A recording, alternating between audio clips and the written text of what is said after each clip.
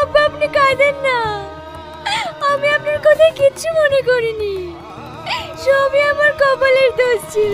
অবশেষে পল্লিগ্রাম TV YouTube চ্যানেলে নতুন একটি ভিডিওতে শুটিং করতে দেখা যাচ্ছে এই রীতি খাতুনকে।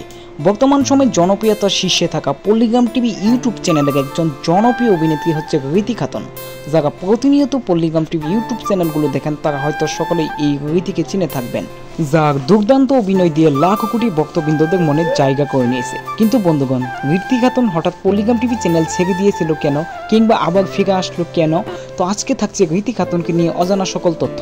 তার আগে আপনি যদি আমাদের চ্যানেলের নতুন দর্শক হয়ে থাকেন তাহলে অবশ্যই আমাদের চ্যানেলটি সাবস্ক্রাইব করবেন। রীতি খাতুন পূর্বেই পল্লিগ্রাম টিভি ইউটিউব চ্যানেল থেকে ছেড়ে গিয়েছিল, মূলত তার সাথে প্রায় শফিকের প্রতিনিয়তই শুটিং বা নায়ক নায়িকার অভিনয় হতো।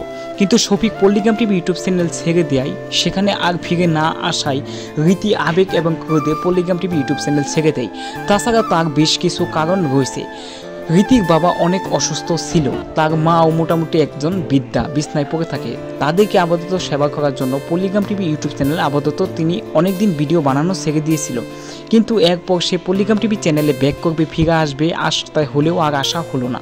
অবশেষে পল্লিগ্রাম টিভি ইউটিউব চ্যানেলের এই জনপ্রিয় অভিনেত্রী কামব্যাক করলেন। তবে জানা যায় খুব শীঘ্রই পল্লিগ্রাম টিভি ইউটিউব চ্যানেলে জনপ্রিয় অভিনেতা শফিকও ব্যাক করবে।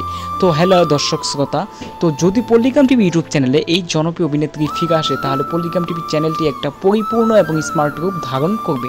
তো সাম্প্রতিক জনপ্রিয়তার শীর্ষে থাকা এই অভিনেত্রী পল্লিগ্রাম টিভি চ্যানেলে আপাতত রবিউল শেখ বলেছে যে রীতির জন্য পল্লিগ্রাম টিভি ইউটিউব চ্যানেলের অডিশন সারা জীবনের জন্য খোলা। সে যখনই আসবে তখনই পল্লিগ্রাম টিভি ইউটিউব চ্যানেলের শুটিং অডিশনে কাজ করতে পারবে। তবে ফাইনালি রবিউল শেখের সাথে তিনি কন্ট্যাক্ট করে আবার পল্লিগ্রাম টিভি ইউটিউব চ্যানেলে কামব্যাক করছে। তো হ্যালো এভরিওয়ান, এটাই ছিল রীতি খাতুনকে নিয়ে সর্বশেষ আপডেট। পরবর্তীতে কি নিয়ে আপডেট চান অবশ্যই কমেন্ট করে জানাবেন।